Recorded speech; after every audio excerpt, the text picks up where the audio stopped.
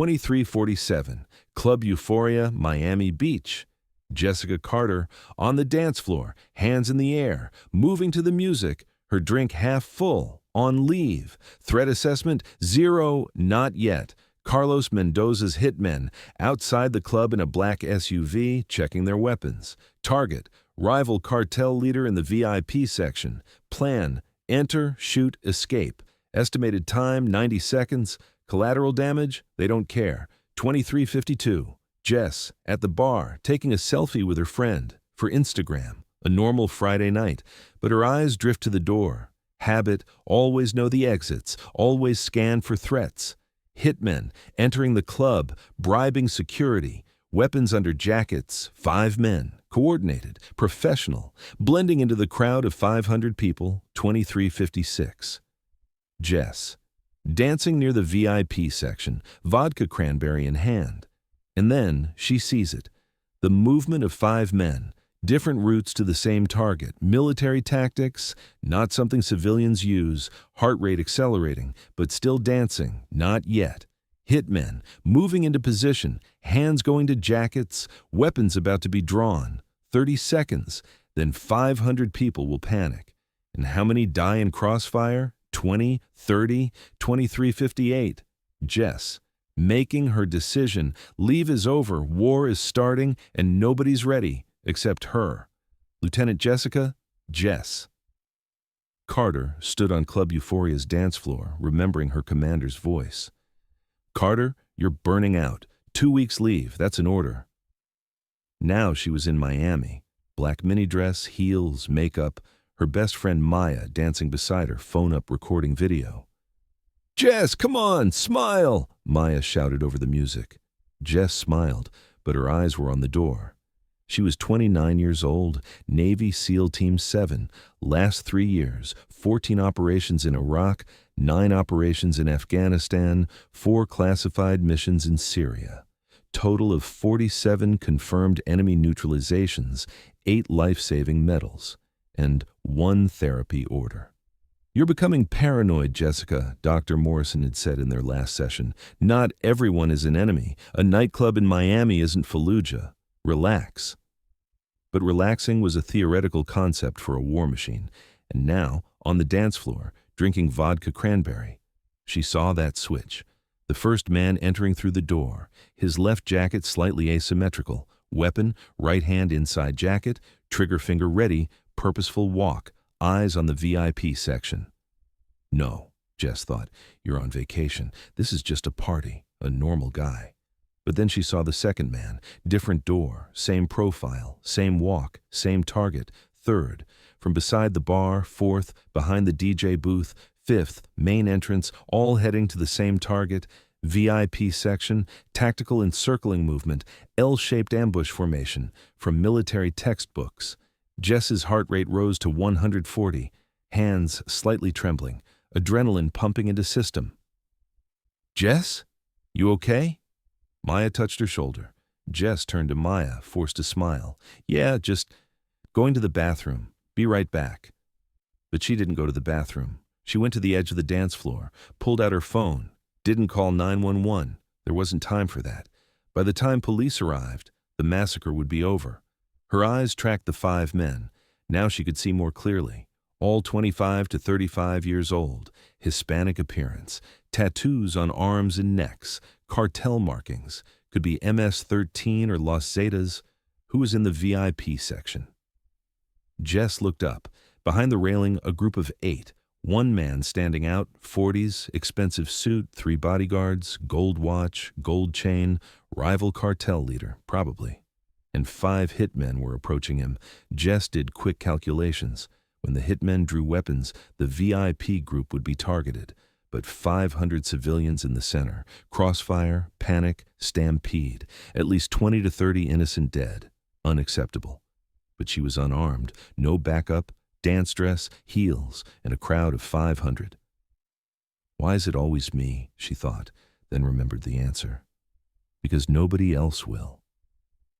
Jess set her drink on the bar, didn't look at Maya, couldn't apologize, because she couldn't explain. She walked back onto the dance floor, but this time she wasn't dancing. She was positioning. The 5 hitmen were now very close to VIP. 20 feet, 15 feet, hands going to jackets. Jess's brain switched to tactical mode. Exit points. 3 main doors, 2 emergency exits. Obstacles, bars, tables, DJ booth. Weapons, none. Improvised weapons, bottles, glasses, chairs, heels. First target, closest hitman. At the bar, weapon not yet drawn. Back to Jess. Second target, near DJ booth, main threat. Clear line of sight to VIP. Third, fourth, fifth. Variables she needed to control. Plan, none. Just reaction. The first hitman's hand went to his jacket. Jess moved. On the dance floor, she glided between people, everyone moving to the music. Jess appeared the same, but every step was calculated, every turn tactical.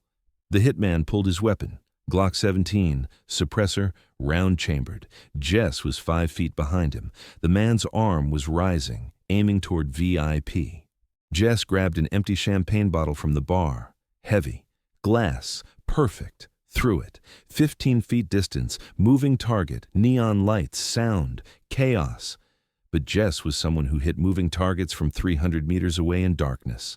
The bottle spun through the air, reflected the lights, and hit the hitman's gun directly. Crack. The gun flew from his hand, fell to the ground, scattered among the dancers. The hitman turned, tried to understand what happened. Jess was on him. The heel came off. Best weapon available. Cheap knockoff but pointed heel. 4-inch metal. Jess pressed it to the man's throat. Hard, but not lethal. Carotid pressure. 8 seconds to unconsciousness. The man collapsed to the ground. One down, 23-58-31, but the others noticed. The second hitman turned, pointed his weapon at Jess. On the dance floor, among 500 civilians, Jess threw herself behind a group.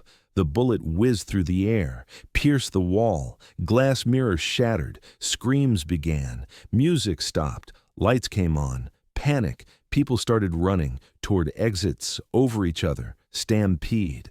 Jess was left alone on the dance floor. Woman in black dress, 1 shoe missing, against 4 armed hitmen. The second hitman fired again. Jess rolled. Bullet pierced the bar. Vodka bottles exploded. Jess jumped up, grabbed a chair, threw it, hit the hitman. He stumbled. Enough. Jess was on him in 3 steps, grabbed the weapon, pushed it up. The hitman fired. Bullet went to ceiling. Plaster fell. Jess kneed the man in the groin. He doubled over. Jess brought her elbow down on his neck. He passed out. 2 down, 23-59-03. But the third hitman was in the VIP section, weapon up, firing at his target. Bang, bang, bang. The cartel leader's bodyguards returned fire. Crossfire. Middle of dance floor. Still 200-plus people in center. Jess ducked behind a table. Bullets pierced around her. Wood splinters flew. She needed a weapon. Saw one on the ground. Dropped by second hitman, 10 feet away. But in open space, in crossfire line. Terrible idea, she thought. Ran. Bullets danced around her. One grazed her leg. Surface wound. Pain registered but ignored. Reached the weapon. Rolled, straightened, cleared her surroundings. Third hitman, in VIP, had shot the cartel leader, now trying to escape. Jess raised the weapon, aimed, held breath, but too many civilians, still running, screaming. No clean shot. The hitman was running to the emergency exit. Jess ran after him. The emergency exit opened to the back alley behind the club. Dark. Dumpsters. Black SUV waiting there. The third hitman was about to reach the car door. "Stop!" Jess shouted, weapon raised. The hitman turned, raised his weapon. Both fired simultaneously. Jess's bullet hit the hitman's shoulder. He flew backward, hit the car, fell to ground. The hitman's bullet missed Jess, hit the wall. Brick fragments flew. Jess approached, kicked the hitman's weapon. It skittered away. "Stay down," Jess said, weapon pointed at the man. But the SUV's doors opened. 4th and 5th hitmen emerged, both armed. Of course, Jess thought. Why would it be easy? 2 weapons pointed at her. Jess dove behind. Dumpster. Bullets pierced the metal surface, light leaked through holes. Jess counted 6 shots, then silence. Magazine change, opportunity. She jumped over the dumpster. In the air, 2 hands on weapon, 2 targets, left hitman, center mass, fell, right hitman, leg, fell but still dangerous. Jess landed, rolled, approached the right hitman, kicked his weapon, kicked his face, unconscious, 5 down. Jess was breathing hard, her leg hurt, dress torn, makeup running, 1 heel missing, but she was standing. She heard sirens, police coming. Finally, the club's back door opened. Maya burst out, "Jess, God, you—" Stopped, saw Jess with weapon, with men on the ground. What did you do?" Jess put the weapon on safe, set it on ground, raised hands for police. "It's a long explanation," Jess said. Police secured the scene. Ambulances arrived. Injured were treated. Witnesses interviewed. Jess sat in the back of an ambulance. The wound on her leg had been bandaged. Minor. Lucky. Detective Marcus Rodriguez approached. 40s, experienced, skeptical. "Ms. Carter," he said, pulling out notebook. "Quite a night you had." "You could say that. I watched the security camera footage. You're impressive." "Thanks. Do you have military background?" Jess hesitated. "Yes." "What kind?" "That's classified." Rodriguez raised eyebrows. "Classified?" "Yes." "All right. For now, you neutralized 5 armed attackers. Probably saved 20 to 30 lives. The city owes you." "I just did my duty." "Your duty? Aren't you on leave?" Jess smiled. Apparently duty never really ends. Jess was in her hotel room, showered, clean clothes, leg bandaged but fine. Her phone rang. Unknown number. "Yes?" "Lieutenant Carter, Commander Harrison." Jess straightened. "Sir." "I got a call from Miami Police. They said you took down a cartel cell in a nightclub while on leave." "Sir, the reason I suspended you was that you were burning out, Carter. You can't turn off war mode." "I know, sir. But what you did tonight, this is why we train you. This is why you're a SEAL. Duty doesn't end when you change clothes. It's a mindset." "Yes, sir." "Vacation canceled. Return to base tomorrow. New mission. Need our best." "Understood, sir." "And Carter?" "Yes, sir." "Good work." Next morning, Jess was at the airport. Maya had come to see her off. "So," Maya said, "are you ever going to tell me what you really do?" "Probably not." "But like heroes and stuff?" Jess smiled. "Something like that." Maya hugged her. "Take care of yourself, super soldier girl." "You too, Maya." Jess went through security, walked to gate, boarded plane, seat 14B window, looked at runway. Her phone vibrated. Text message, unknown number. "You were the woman at the nightclub. Thank you. My daughter was there. You saved her." "A grateful father." Jess smiled. Deleted the message. The plane took off. Miami left behind. Next mission waiting. Because for Lieutenant Jessica Carter, leave was never really leave. And for a SEAL, war never really ended.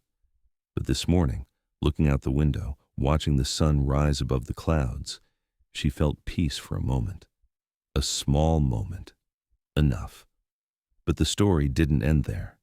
Because 2 days later, Detective Marcus Rodriguez found a file on his desk, stamped, "Classified secret access only," inside a single page. Jessica Carter incident. Close your investigation, seal your reports, no press statements. This is a national security matter. All you need to know, you owe the right person, and she's someone you'll never see again. Naval Special Warfare Command. Marcus closed the file, smiled. "Good luck, super soldier girl," he whispered, "wherever you go." And in Miami, at Club Euphoria, the DJ was playing his Friday night set. Dance floor was full, people dancing, security increased, more cameras. But the story remained. The bartender told customers, there was this woman in a black dress. Stopped 5 guys by herself, like John Wick, but in heels. The club manager hung a sign above the bar. "A hero was here. Thank you, whoever you are." And sometimes, at night, people still looked for that woman on the dance floor, unarmed, unprepared, but who did the impossible? saved 500 people, and then disappeared, because real heroes don't wait for applause. They just wait for the next mission.